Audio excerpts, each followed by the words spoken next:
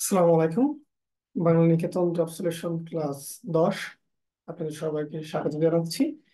এবং দীর্ঘদিন আমাদের ক্লাসটা বন্ধ ছিল। দীর্ঘদিন বলতে আমাদের দুইটা ক্লাস অফ ছিল, আমি গ্রামের বাড়িতে থাকার কারণে। সেই দুটি ক্লাস আমাদের নেওয়া সম্ভব হয়নি। আজকে আমাদের 10 নম্বর ক্লাসটি অনুষ্ঠিত হতে যাচ্ছে। এখানে আমরা 10 নম্বর ক্লাসটিতে 80টি প্রশ্ন নিয়েছি। 80 প্রশ্নটিতে আমাদের রয়েছে 37তম বিসিএস এর প্রশ্ন। তারপর হচ্ছে 2019 সালের আহ তৃতীয় ধাপ, পর্যায় 2। হ্যাঁ, তৃতীয় ধাপের 2 নম্বর পর্যায় পরীক্ষা হয়েছে সেখানে। সেখান থেকে আমরা প্রশ্ন নিয়েছি প্রাইমারি। আর আমরা এনটিআরসি বা নিবন্ধনে নিয়েছি হচ্ছে আহ 15তম 15তম নিবন্ধন আমরা কলেজ নিয়েছি। এই প্রশ্নগুলো নিয়েছি, টোটাল 80টি প্রশ্ন। এই 80টি প্রশ্ন আমরা সমাধান করব। আমাদের ক্লাসগুলো কিন্তু আস্তে আস্তে অধিক প্রশ্ন কমন হয়ে যাওয়ার কারণে ক্লাসগুলো কিন্তু আস্তে আস্তে ছোট হয়ে আসছে, আপনারা লক্ষ্য করেছেন। তাহলে চলুন আজকের ক্লাসটি নিয়ে আমরা আজকের ক্লাসটিতে দেখবো যে এখানে আমরা অনেকগুলো প্রশ্ন কমন পাবো। দেখুন, কোনটি বাগধারা বোঝায়? বাগধারা মানে কি? বাগধারা হচ্ছে প্রচলিত এমন কিছু কথা বা বিধি যেগুলো আমরা সাধারণত ভিন্ন একটা অর্থ ব্যবহার করি। বাগধারা সবসময় আক্ষরিক অর্থ ব্যবহার করে না, একই করে ভিন্ন অর্থ দেয়। অর্থাৎ শব্দটি আপনি যা বোঝাতে চাইছেন, মানে আপনি যা আক্ষরিক অর্থ তা বোঝাবে না, ভিন্ন একটা অর্থ দিবে। এটা হচ্ছে বাগধারা। তাহলে দেখেন, চৈত্র সংক্রান্তি, পৌষ সংক্রান্তি, শিব সংক্রান্তি নাকি শিরা সংক্রান্তি, এখানে কোনটা বাগধারা অর্থে প্রকাশিত হয়? চৈত্র সংক্রান্তি, চৈত্রের শেষে একটা অনুষ্ঠান হয়, চৈত্র সংক্রান্তি। পৌষের শেষে পৌষ সংক্রান্তি হয়, শিব সংক্রান্তি নাই। তো শিরে সংক্রান্তি, এটা কিন্তু শির অর্থ মাথা, তো মাথার শেষ কি শির সংক্রান্তি? না, এরকম না। শিরে সংক্রান্তি বলতে বোঝাচ্ছে আপনার আসন্ন বিপদ, মানে মাথার খুবই কাছে আপনার বিপদ, আসন্ন বিপদ অর্থে ব্যবহৃত হচ্ছে। সুতরাং এটা হচ্ছে কি একটা বাগধারা। কারণ বাগধারা মানে কি, ভিন্ন অর্থ দিবে। নিচের কোনটি মৌলিক শব্দ? মৌলিক শব্দকে কি করা যাবে না, আর ভাঙা যাবে না। ভাঙা যাবে না, আমরা দেখি তো কোন শব্দগুলোকে ভাঙা যায় কোনটাকে ভাঙা যায় না। যেমন মানব, মানবকে আমরা যদি ভাঙি মনোযোগ স্ন, মানে কোনো শব্দের সাথে যদি শেষে যদি অব উচ্চারণটা থাকে তাহলে এটা হচ্ছে আপনার স্ন লিখতে হয় কিসে? প্রকৃতি প্রত্যয় দ্বারা। এটি হচ্ছে প্রকৃতি প্রত্যয় সাধিত শব্দ। এটা একাঙ্ক, এক যুগ অঙ্ক, এক এবং অঙ্ক দুটিরই আলাদা অর্থ আছে। এই হচ্ছে একাঙ্ক, এটা হচ্ছে সন্ধি সাধিত শব্দ, কারণ এখানে প্রত্যয় নাই বা উপসর্গ নাই। ধাতব, দেখেন এখানে শেষে কিন্তু অব উচ্চারণ আছে, তার মানে এটা কি প্রকৃতি প্রত্যয় সাধিত শব্দ, ধাতু যুগ স্ন। তাহলে এখানে আমরা এই তিনটা শব্দ পেয়ে গেলাম সাধিত। এখন রইল কি গোলাপ। এই গোলাপকে আপনি ভাঙতে পারবেন না, আপনি যদি গোল যোগ আপ দেন তাহলে কিন্তু হবে না, কারণ আপ বলতে কোনো প্রত্যয় নাই। আবার গোল যোগ আপ দিলে অর্থটাও ঠিক থাকে না। সুতরাং এটা সন্ধি সাধিত না, প্রকৃতি প্রত্যয় সাধিত না। এটা আবার আপনার সমাসবদ্ধও না, উপসর্গ সাধিত না। সুতরাং এখানে মৌলিক শব্দ কোনটা? গোলাপ। যে শব্দটাকে আর কোনো ভেঙে বিশ্লেষণ করা যায় না, সেটাই হচ্ছে মৌলিক শব্দ। ওকে, তারপরের প্রশ্নটি আমরা যাই। তারপরের প্রশ্নটি হচ্ছে কি, বাংলা সাহিত্যের ইতিহাস বিষয়ক কোন কোনটি এখানে বাংলা সাহিত্যের যে ইতিহাস বিষয়ক যে গ্রন্থগুলো রয়েছে তার মধ্যে কোন গ্রন্থটি ডক্টর মোহাম্মদ শহীদুল্লাহ রচিত? বঙ্গভাষা ও সাহিত্য, বাংলা সাহিত্যের ইতিহাস, বাংলা সাহিত্যের ইতিবৃত্ত, বাংলা সাহিত্যের কথা। এখানে 4টি গ্রন্থ রয়েছে। ডক্টর মোহাম্মদ শহীদুল্লাহ তিনি কোনটি রচনা করেছেন? আমরা দেখি প্রথম অপশনটি যেটি রয়েছে, এটি হচ্ছে বাংলা সাহিত্যের প্রথম ইতিহাস ভিত্তিক একটি গ্রন্থ, যেটি রচয়িতাকে দীনেশ চন্দ্র সেন। নাম কি? দীনেশ চন্দ্র সেন। বাংলা সাহিত্যের ইতিহাস এটি রচনা করেছেন সুকুমার সেন। নাম কি? সুকুমার সেন। বাংলা সাহিত্যের ইতিবৃত্ত দুইটা গ্রন্থ রয়েছে, একটা গ্রন্থ রয়েছে অসিত কুমার, একটা গ্রন্থ অসিত কুমার। আর আধুনিক যেটাকে আধুনিক বলা হয়, সেটা রচনা করেছেন হচ্ছে সৈয়দ আলী আহসান। আমি শুধু আহসান লিখি, আপনারা মনে রাখবেন আহসান এবং আব্দুল হাই, এই দুইজন ব্যক্তি মিলে রচনা করেছেন আধুনিক বাংলা সাহিত্যের ইতিবৃত্ত। আধুনিক আহসান, সৈয়দ আলী আহসান এবং আব্দুল হাই। আর অসিত কুমার বন্দ্যোপাধ্যায় তিনি রচনা করেছেন বাংলা সাহিত্যের ইতিহাস, যেটা পুরাতনটা। বাংলা সাহিত্যের কথা এটি রচনা করেছেন কে? ডক্টর মোহাম্মদ শহীদুল্লাহ। আবার বাংলা সাহিত্যের কথা নামে কিন্তু সুকুমার সেনের আলাদা একটি গ্রন্থ রয়েছে, তবে এখানে যেহেতু আমরা ডক্টর মোহাম্মদ শহীদুল্লাহর গ্রন্থটি পাচ্ছি, বাংলা সাহিত্যের কথা এটি আমরা উত্তর করবো এখানে। ভাষা আন্দোলন ভিত্তিক প্রথম সংকলনের সম্পাদকের নাম কি? ভাষা আন্দোলন ভিত্তিক যে সংকলন, মুক্তিযুদ্ধ ভিত্তিক যে সংকলন একই ব্যক্তি করেছেন, সেটার নাম কি ছিল? সেটার নাম ছিল 21শে ফেব্রুয়ারি। ভাষা আন্দোলন ভিত্তিক যে সংকলন সেটার নাম হচ্ছে 21শে ফেব্রুয়ারি। এটি সম্পাদনা করেছেন কে? হাসান হাফিজুর রহমান। হাসান হাফিজুর রহমান। দেখেন গাজীউল হক, সরি, মুনীর চৌধুরী, তিনি ভাষা আন্দোলন ভিত্তিক রচনা করেছেন কবর, বিখ্যাত নাটক তার কবর ভাষা আন্দোলন ভিত্তিক, এটি তিনি রচনা করেছেন। শামসুর রহমান ভাষা আন্দোলন ভিত্তিক, তিনি প্রচুর কবিতা রচনা করেছেন। হ্যাঁ, ভাষা আন্দোলন ভিত্তিক, 69 গণঅভ্যুত্থান ভিত্তিক, মুক্তিযুদ্ধ ভিত্তিক তিনি কবিতা চর্চা করেছেন বা কবিতা রচনা করেছেন। নিচে যে শব্দগুলো রয়েছে এগুলোর মধ্যে বানান কোনগুলো সঠিক? হ্যাঁ, অপশনে যে বানানগুলো রয়েছে এর মধ্যে কোন বানানগুলো সঠিক আমরা একটু দেখার চেষ্টা করি, নিচ থেকে উপরে দেখে যাই। দেখুন, রানী যে শব্দটা, এটা মূলত আপনার দীর্ঘকার এবং রস্বইকার দুইটা দিয়ে সঠিক হয়। এটা কিন্তু মূর্ধন্য দিয়ে হয় না, এটা দন্তন্য দিয়ে লিখতে হয়। বিকিরণ বানানটা ঠিক আছে। দূর অতিক্রম, দেখেন দূর অতিক্রম, এখানে দূর বানানটা দূরকার দিয়ে হতো দূর অতিক্রম। ভুরি ভুরি ভুরিওয়ালা মাতৃ শশা, মাতৃ শশাটা ঠিক আছে। এই যে ভুরি ভুরি, এই ভুরি ভুরি বানানটা ভুল আছে, দুর্গকার হবে না, রস্যকার হবে। অনুর্বর, উর্বর বানান যদি রস্যকার দিয়ে হয় তাহলে অনুর্বরটা ধ্রুবকার দিয়ে কি হবে? হবে না, তার মানে এটা ভুল আছে। ঊর্ধ্বগামী, ঊর্ধ্বগামী, এটা ঠিক আছে। শুদ্ধ শুদ্ধি হয় না, শুদ্ধা শুদ্ধি হয়, আকার হবে। নিক্কণ, নিক্কণ, সূচগ্র, অনূর্ধ্ব, এই বানানগুলো কিন্তু সঠিক। নিক্কণ হচ্ছে আপনার নিত্য মূর্ধন্য ব্যবহার হয় নিক্কণ। সূচক বানানটা দীর্ঘকার দিয়ে। সূচ বানানটা আমরা জানি সূচ, সূচ, হ্যাঁ, সুই আর কি। সূচ মানে কি? সুই। আর অগ্র মানে হচ্ছে সুয়ের অগ্রভাগ, প্রথম ভাগ। তাহলে এটা বানানটা দীর্ঘকার দিয়ে, আর আগেরটা হচ্ছে কি বলে এটাকে, রফলা দিয়ে। আর অনূর্ধ্ব বানানটা ঠিক আছে, অনূর্ধ্ব বানানটা রস্যকার দিয়ে হবে, কারণ ঊর্ধ্ব বানানটা হচ্ছে এরকম।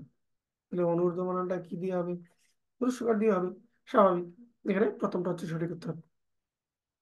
বাংলাদেশে গ্রাম থিয়েটারের প্রবর্তক কে? গ্রাম থিয়েটার মানে কি? একেবারে নাটক, নাটক একটা উচ্চ শ্রেণীর বিষয় ছিল, হ্যাঁ, মঞ্চ নাটক গুলো উচ্চ শ্রেণীর বিষয় ছিল, কিন্তু তিনি এটাকে একেবারে নিম্ন শ্রেণীর পর্যায়ে, মানে নিম্ন শ্রেণীর যারা মানুষ আছেন তাদের কাছে পর্যন্ত পৌঁছে দিয়েছেন। তাকে বলা হয় নাট্যাচার্য। নাট্যাচার্য বলা হয় তাকে, কাকে? সেলিম আলদিনকে। সেলিম আলদিনকে। হ্যাঁ, যেমন আমাদের শিল্পাচার্য রয়েছে জয়নুল আবেদিন, ঠিক তেমনি নাট্যাচার্য হচ্ছে সেলিম আলদিন। সেলিম আলদিনের নাটকগুলো কি কি রয়েছে? সেলিম আলদিনের নাটক হচ্ছে মুনতাসির ফ্যান্টাসি, মুনতাসির ফ্যান্টাসি, জয়বতী কন্যার মন। হ্যাঁ, এগুলো হচ্ছে তার বিখ্যাত নাটক, আপনারা খেয়াল রাখবেন। সমবিহারে শব্দটির অর্থ কি? সমবিহারে মানে হচ্ছে এক যুগে। এই প্রশ্নটা আবার ভিন্নভাবে আসে যে এখানে কয়টা উপসর্গ আছে। সম, এখানে আছে একটা উপসর্গ, প্লাস হচ্ছে অভি, এখানে আছে আরেকটা উপসর্গ, তারপরে আছে কি বজফলা আকার, তাহলে এখানে হচ্ছে বি যুগ আ, অর্থাৎ এখানে চারটা উপসর্গ আছে।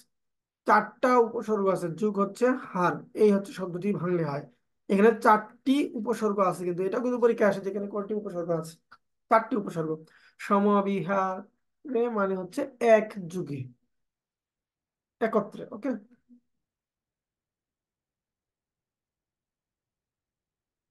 8 নম্বর যে প্রশ্নটি রয়েছে, সিংহার রসকে বৈষ্ণব পদাবলিতে কি রস বলা হয়? বাংলা সাহিত্যে 9টা রস রয়েছে, বৈষ্ণব পদাবলিতে 5টা রস ব্যবহার করা হয়েছে। কি বললাম? বাংলা সাহিত্যে টোটাল 9টা রস রয়েছে বিভিন্ন নামে, তার মধ্যে 5টা রস ব্যবহার করা হয়েছে বৈষ্ণব পদাবলিতে। এখানে শৃঙ্গার রস বলতে কি বোঝানো হয়েছে? মধুর রস। শৃঙ্গার রস বলতে মধুর রসকে বোঝানো হয়েছে। ডক্টর মোহাম্মদ শহীদুল্লাহ সম্পাদিত চর্যাপদ বিষয়ক গ্রন্থের নাম কি? তিনি চর্যাপদের ধর্মমত নিয়ে আলোচনা করেছেন। কি নিয়ে? চর্যাপদের ধর্মমত, অর্থাৎ চর্যাপদের বৌদ্ধ ধর্মদের, এটা তিনি প্রমাণ করেছেন, তিনি আলোচনা করেছেন। তার বইটার নাম হচ্ছে কি বুদ্ধিস্ট মিস্টিক সংস। তার বইয়ের নাম কি? বুদ্ধিস্ট মিস্টিক সংস। চর্যা গীতিকা, চর্যা গীতিকুশ, এগুলো হচ্ছে চর্যাপদের অপর আরেকটি নাম আর কি, ভিন্ন আরেকটি নাম। আর 1000 বছরের পুরানো বাংলা ভাষায় বৌদ্ধ গান ও দোহা, এটি হরপ্রসাদ শাস্ত্রী, তিনি এই নামে চর্যাপদ প্রকাশ করেছেন। শুধুমাত্র এখানে চর্যাপদ ছিল না, এখানে আরো 3টি গ্রন্থ ছিল। একটা ছিল হচ্ছে ডাকার্ণব, একটা ছিল হচ্ছে ডাকার্ণব, একটা ছিল সরহপাদের দোহা, একটা ছিল কান্নপাদের দোহা। ওকে। তাহলে চারটা মিলিয়ে হচ্ছে 1000 বছরের পুরানো বাংলা ভাষায় বৌদ্ধ গান দোহা, যেটা 1916 সালে বঙ্গীয় সাহিত্য পরিষদ থেকে হরপ্রসাদ শাস্ত্রী তার সম্পাদনায় প্রকাশ করেছিলেন। তারপরে আসেন পূর্ববঙ্গ গীতিকার লোকপালা সমূহের সংগ্রাহককে। এই যে দুই ধরনের গীতিকা রয়েছে আমাদের, একটা হচ্ছে পূর্ববঙ্গ গীতিকা, আর একটা হচ্ছে ময়মনসিংহ গীতিকা। ময়মনসিংহ গীতিকা, এই গীতিকাগুলো সংগ্রহ করেছেন কে? গীতিকাগুলো সংগ্রহ করেছেন হচ্ছে চন্দ্রকুমার দে এবং এই দীনেশ চন্দ্র সেন, তিনি এগুলো সম্পাদনা করেছেন। কি করেছেন তিনি? সম্পাদনা করেছেন, সংগ্রহ করেছেন হচ্ছে চন্দ্রকুমার দে, মনে রাখবেন। আর সংগ্রহ করেছেন চন্দ্রকুমার দে, আর সম্পাদনা করেছেন দীনেশ চন্দ্র সেন। দেখুন, দক্ষিণারঞ্জন মিত্র তিনি আমাদের রূপকথার জন্য বিখ্যাত। তিনি লিখেছেন ঠাকুরমার ঝুলি, হরপ্রসাদ শাস্ত্রী তিনি চর্যাপদ আবিষ্কার করেছেন, এই জন্য তিনি বিখ্যাত। ওকে, পরের প্রশ্ন দেখি, চর্যা চর্যা বিনিশ্চয় শব্দের অর্থ কি? আপনারা যারা চর্যাপদের ক্লাসটি করেছিলেন তারা খুব সহজেই পারবেন। চর্যা চর্য বিনিশ্চয়, চর্যা মানে হচ্ছে কি কোনটি পালনীয়, চর্যা বিনিশ্চয় মানে কোনটি পালনীয় নয়, অর্থাৎ কোনটি আচরণ করা যাবে আর কোনটি আচরণ করা যাবে না। এটি হচ্ছে কি চর্যাপদের অর্থ। মূলত এই চর্যা চর্য বিনিশ্চয় এটি ছিল চর্যাপদের মূল নাম। হরপ্রসাদ শাস্ত্রী যে গ্রন্থটি আবিষ্কার করেছিলেন সেটির মূল নাম কিন্তু চর্যা চর্য বিনিশ্চয় ছিল। এই নামটি রেখেছিলেন কে জানেন? এই নামটি রেখেছিলেন হচ্ছে মুনি দত্ত। গোরক্ষ বিজয় কোন কাব্যের বা কোন ধর্মমতের কাহিনী অবলম্বনে লেখা? শৈব ধর্ম নাকি বৌদ্ধ সহজিয়া নাকি কোনোটি নয় নাকি নাথ ধর্ম? দেখেন, বৌদ্ধদের নিয়ে লেখা হচ্ছে বৌদ্ধ সহজিয়াদের লেখা হচ্ছে চর্যাপদ। শৈব ধর্ম নিয়ে লেখা হচ্ছে শাক্ত পদাবলী, শাক্ত পদাবলী। আর নাথ হচ্ছে গোরক্ষ বিজয়, নাথ ধর্ম নিয়ে হচ্ছে গোরক্ষ বিজয়। গোরক্ষ বিজয় রচনা করেছেন কে? শেখ ফয়জুল্লাহ। গোরক্ষ বিজয় রচনা করেছেন কে? শেখ ফয়জুল্লাহ। ওকে, মনে রাখবেন। শাক্ত পদাবলীর জন্য বিখ্যাত কে? রামনিধি গুপ্ত, তিনি ছিলেন টপ্পা গানের জনক। হ্যাঁ, টপ্পা গানের জনক। যেমন নানান দেশের নানান ভাষা, বিনে স্বদেশী ভাষা মিটিকে আসা, এটা রচিতা তিনি, ছড়া আকারে যেটি লেখা থাকতো। ওকে, রামপ্রসাদ সেন শাক্ত পদাবলীর জন্য বিখ্যাত। দাশরথী রায় তিনি পাঁচালী গানের জন্য বিখ্যাত, পাঁচালী গান। আর এন্টনি ফিরিঙ্গি তিনি বিখ্যাত হচ্ছে কবি গানের জন্য। কিসের জন্য? কবি গানের জন্য। ওকে, তাহলে এখানে আমরা প্রত্যেকের পরিচয় পেয়ে গেলাম। তারপরে দেখি আমরা অলৌকিক স্টিমার এই গ্রন্থের রচয়িতা কে? এটা খুবই কমন একটি প্রশ্ন এবং সহজ একটি প্রশ্ন, এটা আমরা প্রায়ই পরীক্ষায় পেয়ে থাকি। অলৌকিক স্টিমার হুমায়ুন আজাদের লেখা। তার তার একটা বিখ্যাত হচ্ছে আহ, উপন্যাস হচ্ছে নারী। এবং তার আর একটা বিখ্যাত প্রথম যে উপন্যাসটা ছিল সেটা হচ্ছে 56,000 বর্গ মাইল। ওকে, হুমায়ুন আজাদের। কাস্টম শব্দের পরিভাষা কোনটি? কাস্টম, কাস্টম শব্দের পরিভাষা কোনটি বলুন তো? কাস্টম, একটা হচ্ছে কাস্টম আর একটা হচ্ছে কাস্টমস, দুটোর মধ্যে পার্থক্য আছে। ওকে, কাস্টমস হচ্ছে শুল্ক আর কাস্টম হচ্ছে প্রথা। হ্যাঁ, অ্যাক্ট বা ল হচ্ছে আইন। রাজস্ব নীতি কি? রাজস্ব নীতি কি? Fiscal policy. ফিসক্যাল পলিসি হচ্ছে রাজস্ব নীতি।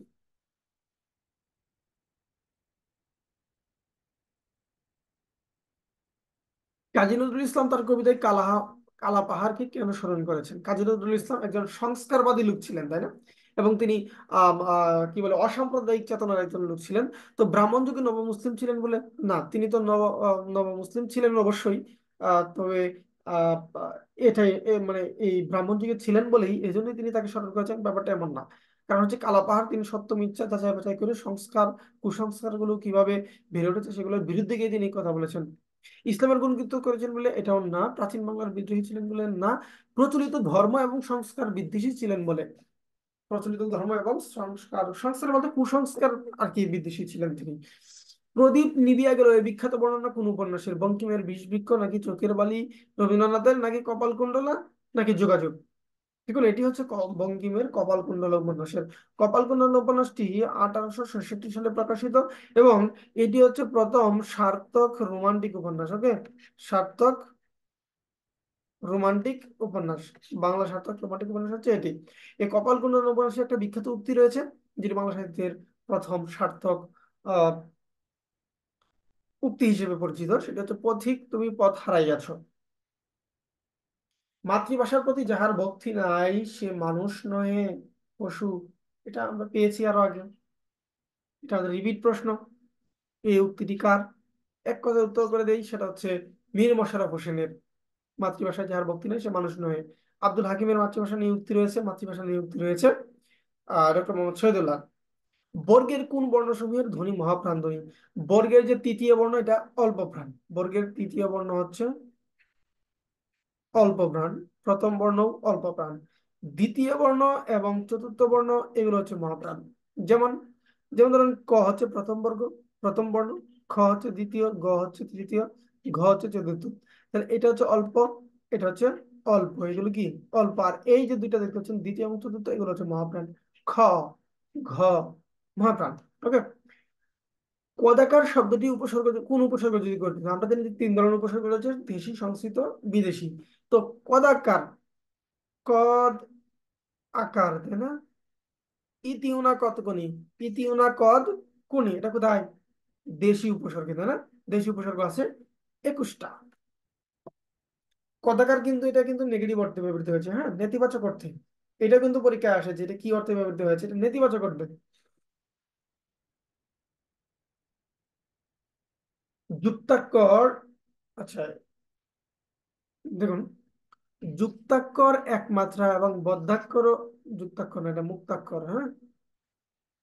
মুক্তাক্ষর এক মাত্রা এবং বদ্ধাক্ষর এক মাত্রা গণনা করা হয় কোন ছন্দে? দেখুন, কয়েক ধরনের অক্ষর রয়েছে। দুই ধরনের অক্ষর রয়েছে, একটা হচ্ছে বদ্ধাক্ষর, একটা হচ্ছে মুক্তাক্ষর। তো মুক্তাক্ষর হচ্ছে যেটা স্বরধ্বনি থাকবে শেষে, এটা হচ্ছে মুক্তাক্ষর। আর যদি ব্যঞ্জন ধ্বনি থাকে শেষে, তাহলে সেটা হচ্ছে বদ্ধাক্ষর। তো এই ক্ষেত্রে মনে রাখবেন, এটা হচ্ছে একমাত্রা, মানে প্রতিটা অক্ষর হচ্ছে এক মাত্রা করে। তো এই মাত্রাগুলো, এই স্বরধ্বনি সবসময় এক মাত্রা হয়, কিন্তু এই ব্যঞ্জন ধ্বনি অর্থাৎ বদ্যাক্ষরটা মাঝে মাঝে দুই মাত্রা হয়, সেটা হচ্ছে কি মাত্রাবৃত্ত ছন্দের ক্ষেত্রে। তাহলে একমাত্রা হয় কখন? একমাত্রা হয় শুধুমাত্র স্বরবৃত্তের ক্ষেত্রে। শুধুমাত্র স্বরবৃত্তের ক্ষেত্রে কি হয়? একমাত্রা হয়। এখন আমরা কিভাবে বুঝবো মাত্রাবৃত্ত নাকি অক্ষরবৃত্ত নাকি স্বরবৃত্ত, এটা কিভাবে বুঝবো? ছড়াগুলো হচ্ছে স্বরবৃত্ত হয়। যেমন ধরেন, আমি যদি বলি আহ একটা ছড়া বলেন তো। ছোটবেলায় আমরা যে ছড়াগুলো পড়েছি, যেগুলো সাধারণত 4 মাত্রার হয়, হ্যাঁ, 4+4+4+2 এরকম মাত্রা হয়। বর্গাকার হয় 6+6+2 এরকম মাত্রা হয়, মাত্রাবৃত্ত। তো আমরা আহ আলোচনায় গেলে বিশাল বড় হয়ে যাবে, আমি একদিন এটা আলাদা ক্লাস নিব অবশ্যই। তো আহ ধরেন যে, ধরেন আমি একটা নিজেই বলি, হ্যাঁ। ধরেন, ট্রেন চলেছে, ট্রেনের বাড়ি কই। তাই না? আমরা বলি না, ট্রেন চলেছে, যোগ যোগাযোগ, ট্রেন চলেছে ট্রেনের বাড়ি কই। শামসুর রহমানের, এটা পড়েছি ছোটবেলায়। তো ট্রেন চলেছে, এটা আমরা ইংরেজিতে লিখি ট্রেন চলেছে। ওকে। তো ট্রেন, এটা দেখেন তো, ট্রেন, এখানে আহ আপনি একসাথে কতটুকু উচ্চারণ করছেন? ট্রে, ট্রে এন, তাই না? ট্রে এন, অর্থাৎ এখানে আপনি পাচ্ছেন হচ্ছে দুইটা, এক, দুই, এবং 2 নম্বর যেটা পাচ্ছেন সেটা কিন্তু বদ্ধাক্ষর। ওকে। আচ্ছা, চ, এখানে এক মাত্রা পাচ্ছি, মানে হচ্ছে যেখানে যেখানে ভাওয়েল আছে, যে কটা ভাওয়েল আছে সে কটা মাত্রা আসবে। লেছে, এখানে এক মাত্রা, এখানে এক মাত্রা। দেখুন এখানে কিন্তু প্রত্যেকটারই শেষে ভাওয়েল। তো শেষে ভাওয়েল থাকলে এটা কি হয়? স্বরবৃদ্ধ হয়। আচ্ছা, মানে স্বরান্তকর হয় আর কি। আর এখানে আছে কি ট্রেন।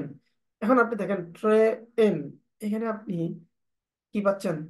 একটা পাচ্ছেন বদ্ধাক্ষর, আর একটা পাচ্ছেন হচ্ছে আপনি মুক্তাক্ষর। শেষে বাওয়েল আছে, আর এটা শেষে কিন্তু কনসোনান্ট, অর্থাৎ ব্যঞ্জন ধ্বনি, শেষে দন্তন্য কিন্তু। ওকে।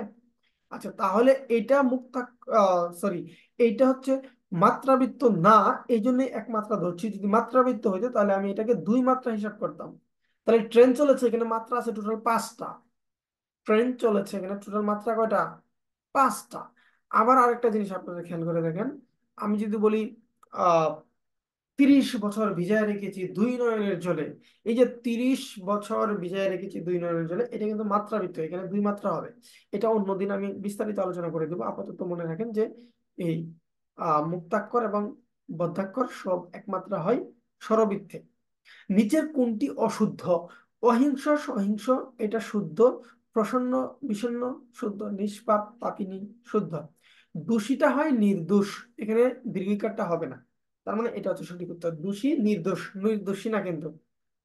কল্লোল পত্রিকার প্রথম সম্পাদকের নাম হচ্ছে দীনেশ রঞ্জন দাস। কল্লোল পত্রিকা প্রকাশিত হয়েছে 1923 সালে। এই কল্লোল পত্রিকার লেখালেখি করতেন কারা? পঞ্চপাণ্ডব যারা ছিলেন, হ্যাঁ, বুদ্ধদেব বসু, তারপরে হচ্ছে আপনার বিষ্ণু দে, তারপর হচ্ছে জীবনানন্দ দাশ, তারা রচনা করতেন এখানে। বিভিন্ন সাহিত্য তিনি তারা এখানে প্রকাশ করতেন। তো এই পত্রিকাটি একটি রবীন্দ্র ধারার কাহিনীকে ব্যতিক্রম ধারা তৈরি করেছিল। এই জন্য বাংলা সাহিত্যে কিন্তু রবীন্দ্র ধারার বাইরে গিয়ে কল্লোল যুগ নামে কিন্তু একটা সাহিত্যের যুগ তৈরি হয়েছে। আচ্ছা, আহ এখানে একটু বলি, এই যে সজনীকান্ত দাশ, তার একটা পত্রিকা আছে, সেটার নাম কি? শনিবারের চিঠি। আমরা এটা আগের প্রশ্নে পড়েছি। তার পত্রিকার নাম হচ্ছে শনিবারের চিঠি। আমি একথা এবেতা সব ব্যাকুলতা কাহার চরণ তলে দিব নিছনি। নিছনি শব্দটি কার, অর্থ কি?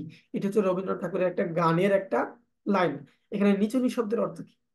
এটা হচ্ছে পূজা, পূজা অর্থে, হ্যাঁ। নিচুনি দেওয়া মানে হচ্ছে পূজা দেওয়া। ধর্ম সাধারণ লোকের সংস্কৃতি, আর সংস্কৃতি শিক্ষিত মার্জিত লোকের ধর্ম। কে বলেছেন? এটা হচ্ছে মুতাহার হোসেন চৌধুরী। তার প্রবন্ধে তিনি এটি উল্লেখ করেছেন। মুতাহার হোসেন চৌধুরী তিনি কিন্তু যে বঙ্গীয় মুসলিম সাহিত্য পরিষদ ছিল সেটার অন্যতম প্রতিষ্ঠাতা ছিলেন। তিনি শিক্ষা যে পত্রিকাটি রয়েছে সেটির অন্যতম সম্পাদক ছিলেন। সেখানে বিভিন্ন জন সম্পাদনা করেছেন বিভিন্ন সময়। তবে এটি যখন 1926 সালে প্রতিষ্ঠিত হয়, তখন থেকেই তারা সাথে যুক্ত ছিলেন। এই যে কাজী আব্দুল ওদুদ তিনিও কিন্তু ছিলেন। কোন বাক্যটি শুদ্ধ? এখানে শুদ্ধ বাক্য কোনটি? আপনি সপরিবারে আমন্ত্রিত, নিজেরই তো পরিবার হয়, তাই না? তাহলে এখানে দন্ত স বফলা দিলে নিজের পরিবার, পরিবার তো নিজের হয়, অন্যের হয় না। তাহলে এটা ভুল প্রয়োগ। যদি শুধু দন্ত স থাকতো তাহলে সঠিক হইতো, কারণ আপনি পরিবারের সহিত আমন্ত্রিত। ওকে, তাহলে এটা ভুল আছে। তার কথা শুনে আমি আস আশ্চর্যান্বিত হলাম। তোমার পরিশ্রী কাতরতায় আমি মুগ্ধ। সেদিন থেকে তিনি সেখানে আর যায় না। একটা জিনিস খেয়াল করে দেখেন, কারো পরশ্রী কাতরতা হচ্ছে একটা খারাপ গুণ, এটা দিয়ে কেউ মুগ্ধ হইতে পারে না। এখানে শব্দের মধ্যে প্রাসঙ্গিকতা হারিয়েছে। সেদিন থেকে তিনি, তিনির সাথে কি হবে? যায় না হবে। সে যায় না, সে যায় না। তিনির সাথে কি হবে? যান না। ওকে, তাহলে এখানে আশ্চর্যান্বিত হলাম, এটা হচ্ছে সঠিক উত্তর। অডি শব্দের অর্থ কি? অডি শব্দের অর্থ হচ্ছে কুরাস গান। অডি শব্দের অর্থ কুরাস গান। সুখ কবিতা হচ্ছে ইলিজি। সুখ কবিতা কি? ইলিজি। আরেকটা আসে প্রায় সময় বালাদ। বালাদ শব্দের অর্থ হচ্ছে গীতি কবিতা। বালাদ শব্দের অর্থ কি? গীতিকা। মোহাম্মদ আব্দুল হাই রচিত ধ্বনি বিজ্ঞান বিষয়ক গ্রন্থের নাম কি? তার ধ্বনি বিজ্ঞান বিষয়ক, তিনি একজন বাংলা সাহিত্যে বাংলা ব্যাকরণের বা ধ্বনি নিয়ে সংক্রান্ত যারা কাজ করেছেন তাদের মধ্যে একজন প্রধান ব্যক্তি, এবং এরপরে আর এরকম ধ্বনি বিজ্ঞানী বাংলাদেশে আর হয় নাই। তিনি রচনা করেছেন ধ্বনি বিজ্ঞান। তার গ্রন্থটির নাম ছিল হচ্ছে ধ্বনি বিজ্ঞান। জলে স্থলে, এটি কি সমাস? জলে স্থলে দেখেন, এখানে এ বিভক্তি আছে, এখানে এ বিভক্তি আছে। তো এরকম জলে, এটার ব্যাস বাক্য হচ্ছে জলে ও স্থলে। তাহলে এখানে ব্যাস বাক্যটা কি হলো? ও আছে মধ্যখানে, দুইটাই বিশেষ্য পদ এবং দুইটাই প্রাধান্য পাচ্ছে, সুতরাং অবশ্যই দ্বন্দ্ব সমাস। তাহলে কোন ধরনের দ্বন্দ্ব সমাস হবে? জলে এবং স্থলে। এটা কি বিপরীতার্থক হবে নাকি অলুক দ্বন্দ্ব হবে? অলুক কি? যেখানে বিভক্তি লোপ পায় না। জলে স্থলে, জলে স্থলে, এখানে বিভক্তি লোপ পাচ্ছে না, সুতরাং এটা অলুক দ্বন্দ্ব হবে। সাধারণত বিপরীত দেখা গেলেও এটা কিন্তু কি হবে? অলুক দ্বন্দ্ব। ও কোন ধরনের স্বরধ্বনি? ও, অ যোগ রস্য উ, এই হচ্ছে ও। তাহলে এখানে দুইটা স্বরধ্বনি মিলে একটা স্বরধ্বনি হয়েছে, সুতরাং এইটা হচ্ছে যৌগিক স্বরধ্বনি। এটা কি? যৌগিক স্বরধ্বনি।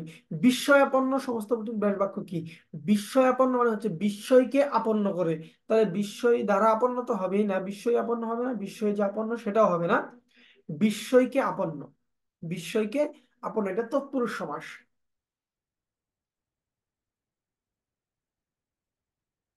কবি কায়কবাদ রচিত মহাশ্মশান কাব্যের, এটি কিন্তু একটি মহাকাব্য, ঐতিহাসিক পটভূমি কি? পলাশির যুদ্ধ? না, পলাশির যুদ্ধ হয়েছে 1757 সালে, তাই না? পানিপথের তৃতীয় যুদ্ধ নিয়ে লেখা হচ্ছে মহাশ্মশান। এটি মুনি চৌধুরী কিন্তু পরে এখান থেকে কিছু আহ তথ্য সংগ্রহ করে, বা এখান থেকে কিছু গুরুত্বপূর্ণ উপাদান সংগ্রহ করে তিনি রক্তাক্ত প্রান্ত রচনা করেছিলেন। 1761 সালে পানিপথের তৃতীয় যুদ্ধ হয়। সিপাহী বিদ্রোহ নিয়েও না, 76 মন্বন্তর নিয়েও না। সৈয়দ মোস্তফা সিরাজের গ্রন্থ কোনটি? রঘুচন্দ্র রেহার কৈবর্ত খণ্ড, ফুলবব না অলিক মানুষ। এটা খুবই গুরুত্বপূর্ণ। অলিক মানুষ, এটা হচ্ছে সৈয়দ মোস্তফা সিরাজের গ্রন্থ। তার এখান থেকে যদি কোনো প্রশ্ন আসে তাহলে এই প্রশ্নটাই আসে, অলিক মানুষ, মনে রাখবেন। গীতাঞ্জলি, রবীন্দ্রনাথ ঠাকুরের গীতাঞ্জলি কত সালে প্রকাশিত হয়? গীতাঞ্জলি প্রকাশিত হয়েছে কত সালে? 1910 সালে। 1911 সালে অনুবাদ হয়েছে। 1910 সালে অনুবাদ হয়েছে। আর এটার জন্য নোবেল পেয়েছে 1913 সালে। নোবেল পেয়েছে কত সালে? 1913 সালে। সরি, ওই 11 সালে না, 12 সালে অনুবাদ হয়েছে, হ্যাঁ। এবং গীতাঞ্জলি কাব্যগ্রন্থের অনুবাদ করেছেন কে? রবীন্দ্রনাথ ঠাকুরই। কিন্তু এটার ভূমিকা লিখেছেন কে? W B Yeats, William Butler Yeats. আসাদের ষাট এই কবিতার লেখক কে? আসাদের ষাট এটি মূলত হচ্ছে 1969 গণঅভ্যুত্থান নিয়ে লেখা। গণঅভ্যুত্থানের শহীদ হচ্ছে আসাদ, তাকে নিয়ে লেখা। তিনি গুলিস্তান তিনি নিহত হয়েছিলেন। এটি রচনা করেছেন হচ্ছে শামসুর রহমান। আসাদের ষাট। প্রাইমারি দ্বিতীয় ধাপে যে পরীক্ষার প্রশ্নগুলো এসেছে সেগুলো একটু খেয়াল করে দেখি। তুমি না বলেছিলে এখানে আসবে, তার মানে কি তুমি আসার কথা? এখানে নাটা কি নেগেটিভ অর্থ নাকি পজিটিভ অর্থ? পজিটিভ অর্থ। তুমি না বলেছিলে এখানে আসবে, তার মানে তোমার আসার কথা, তুমি আসবে। এটা হচ্ছে হা বোধক। বর্ণ কি বলুন তো? বর্ণ,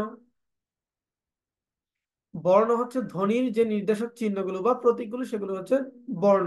অর্থাৎ অ একটা ধ্বনি, যখন আমি অ লিখে দিলাম,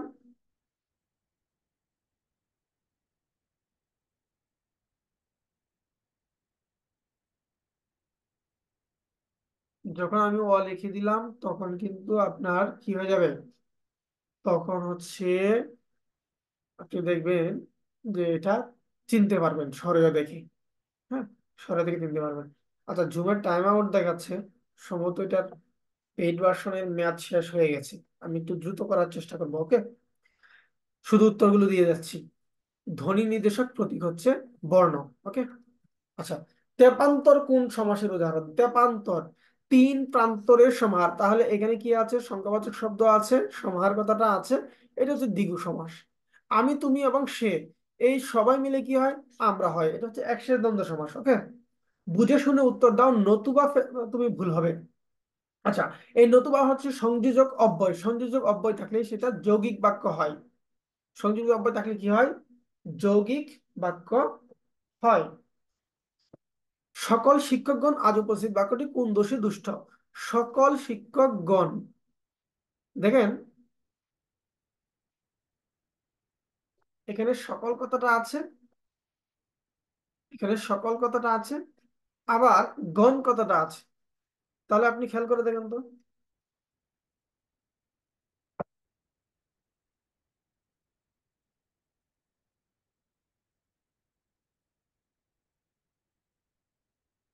আচ্ছা, হঠাৎ একটু হ্যাং করেছে।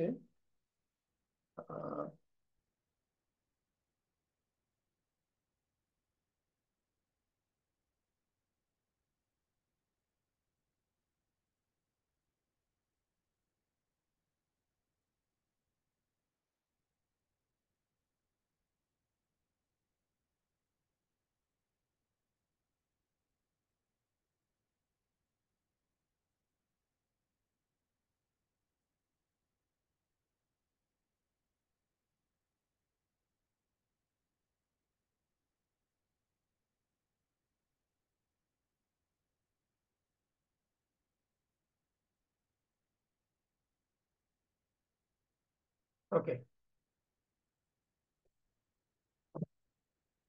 দেখুন এটা হচ্ছে বাহুল্য দোষ হয়েছে। হ্যাঁ, সকল কথাটা আছে, আবার গণ কথাটা আছে, এটা হচ্ছে বাহুল্য দোষ। আমরি বাংলা ভাষা, এখানে আনন্দ প্রকাশ পেয়েছে আ দ্বারা। মেঘলা, মেঘটা হচ্ছে বিশেষ্য শব্দ। এর সাথে যদি আমি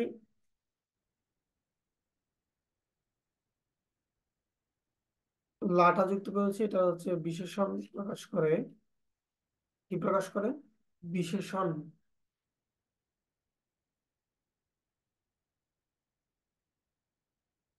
আচ্ছা,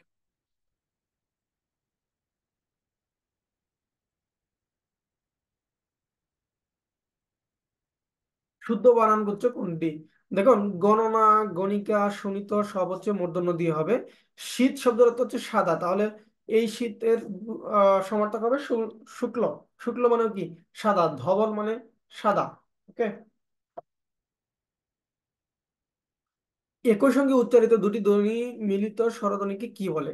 আমরা কিছুক্ষণ আগে পেয়েছি যৌগিক স্বরধ্বনি। নৌকায় নদী পার হলাম। নৌকায় কোন কারকে কোন বিভক্তি? আচ্ছা, নৌকা কি দিয়ে নদী পার হলাম? নৌকা দিয়ে। অন্তস্থ আছে এখানে, তাহলে করণে, এটা উপায়, একটা কাজ, উপায়, তাহলে করণে সপ্তমী। আমি যাব, তবে কাল যাব। এই যে তবেটা হচ্ছে সংযোজক অব্যয়, এরকম থাকলে যৌগিক বাক্য কি হয়? যৌগিক বাক্য। অতিকায়, অতিকায় মানে বিশাল বড়। হ্যাঁ, অতিকায় হস্তি। ওকে। তাহলে অতিকায় মানে হচ্ছে বিশাল, তাহলে এর বিপরীত কি হবে? ক্ষুদ্রকায়। কোন বানানটি সঠিক? অতিথি বানান দুইটা রস্বইকার দিয়ে। অতিথি বানান কি, দুইটাই রস্বইকার দিয়ে। গায়কের সন্ধি বিচ্ছেদ হচ্ছে গই যুগ অক।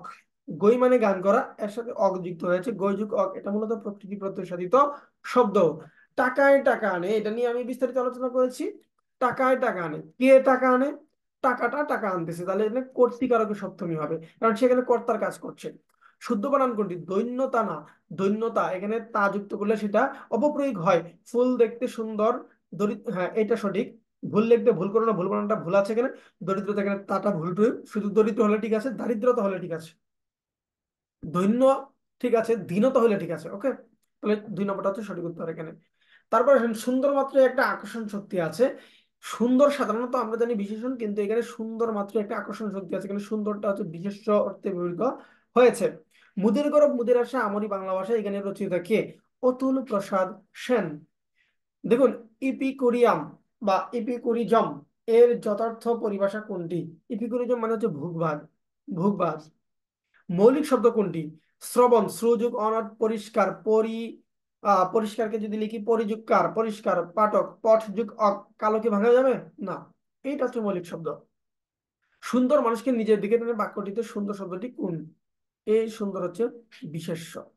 নিরুগ, এটা হচ্ছে ন রসইকার বিসর্গ দিয়ে তারপরে রূপ, এরকম নীরব যদি লেখেন নীরব, এ নিযুগ রব, নীরব। ওকে, নিরস একই রকম, ঠিক আছে। যেহেতু টাইম আউট হয়ে যাবে, সেজন্য আমি উত্তরগুলো বলে দিচ্ছি। আহ আহ পেইড ভার্সনটার মনে হয় মেয়াদ শেষ হয়ে গেছে আজকে, খেয়াল করি না আগে। তাহলে এটা হচ্ছে 2 নম্বরটা। ডাক ডাক গরু গরু বাগদাটির অর্থ কি? এটা হচ্ছে লুকোচুরি, বলা হবে কি বলা হবে না, সামনে আসবে কি আসবে না, এরকম একটা।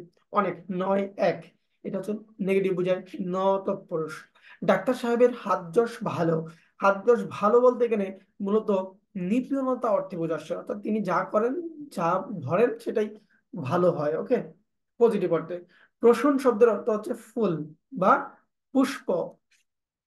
I can not spare an instant, বাক্যটির সঠিক বাংলা অনুবাদ কোনটি? আমার তিল মাত্র সময় নেই, এটাই হচ্ছে এটার সঠিক উত্তর। নির্মুখ আমরা আগেও পেয়েছি, নির্মুখ হচ্ছে সাপের খোলস, তাই না? নির্মুখ হচ্ছে কি? সাপের খোলস। আমার গানের মালা আমি করব কারে দান, বাক্যটিতে কারে শব্দটি কোন কারক? দেখুন, আমি কাকে দেব, এই অর্থে না, নির্দিষ্ট একজন কাকে দেব, এটা হচ্ছে কর্মকারকের সপ্তমী। বিভূতিহীন নাম শব্দকে প্রাতিপাদিক বলে। সাধারণ চলিত অভিন্ন রূপে ব্যবহৃত হচ্ছে অব্যয় পদ। এই যে 3টা প্রশ্ন দেখালাম, 3টা প্রশ্নই কমন এবং কয়েকবার এসেছে বিগত সালের পরীক্ষায়। নিচের কোনটি জীবনানন্দ দাশের প্রবন্ধ গ্রন্থ? জীবনানন্দ দাশের প্রবন্ধ হচ্ছে কবিতার কথা। এটা একটা প্রবন্ধ, কিন্তু কাজী নজরুল ইসলামের ধূসর পাণ্ডুলিপি এবং জোড়াপালক, এই দুইটা হচ্ছে কাব্যগ্রন্থ জীবনানন্দ দাশের। উ, উচ্চারণটা কি? উ। টপ্পা গান কি? টপ্পা গানের জনক হচ্ছে রামনিধি গুপ্ত। এটা হচ্ছে এক ধরনের গান। লাল সালু কত সালের রচিত? লাল সালু সৈয়দ অলিউল্লাহ রচিত লাল সালু বিখ্যাত উপন্যাস 1948 সালে রচিত। কোন বানানটি শুদ্ধ? সচ্ছল বানানটা হচ্ছে দন্ত স দিয়ে, বফলা হবে না, ওকে। সচ্ছলে বফলা নাই। শিকড়, এই শিকড় শব্দটা তো হচ্ছে জলকণা। আর আরেকটা শিকড় আছে, তালেবাস রসইকার ক ঢসিন্নর, সেটা হচ্ছে কি? গাছের শিকড়। আরেকটা শিখর আছে, যেটা হচ্ছে পর্বতের চূড়া, যেমন তালেবাস রসইকার খ, তারপর হচ্ছে ঢসিন্নর, শিকড়, এটা হচ্ছে চূড়া। আচ্ছা, রত্ন থেকে রতন সন্ধি সূত্র কোনটি? অর্থাৎ দেখে এটা এটা পরিবর্তনটা কিভাবে হয়েছে, ওকে। রত্ন থেকে রতন, দেখেন এখানে তো এর সাথে একটা স্বরধ্বনি আসছে, তার মানে মধ্য স্বরগম। মধ্য স্বরগমের অপর নাম কি? স্বরভক্তি বা বিপ্রকর্ষ। মনীষা মানে হচ্ছে ভালো দিন, মানে যে জ্ঞানী ব্যক্তি আর কি, মনীষা। আর নির্বোধ হবে তার বিপরীত। ব্রজবুলিতে কোন কবি আচ্ছা, ব্রজবুলিতে বৈষ্ণব পদাবলী রচনা করেছেন হচ্ছে বিদ্যাপতি, তাই না? ব্রজবুলি হচ্ছে বাংলা এবং মৈথিলি ভাষার সংমিশ্রণ। এটাও রিপিট প্রশ্ন। উদাহরণ প্রয়োগের ক্ষেত্রে সাধারণত কোন বিরাম চিহ্ন ব্যবহার করা হয়? কুলন্ডাস, কুলন্ডাস, এই যে এটা কুলন্ডাস ব্যবহার করে আমরা উদাহরণ প্রয়োগ করি, ওকে। গৌড়ীয় বাংলা ব্যাকরণ রচনা করেছেন কে? গৌড়ীয় বাংলা ব্যাকরণ রচনা করেছেন হচ্ছে রাজা রামমোহন রায়। প্রথম বাংলা ব্যাকরণ এটি, বাঙালি কর্তৃক রচিত প্রথম বাংলা ব্যাকরণ। প্রাকৃত, বাংলা ভাষার উৎপত্তি কিন্তু প্রাকৃত থেকে।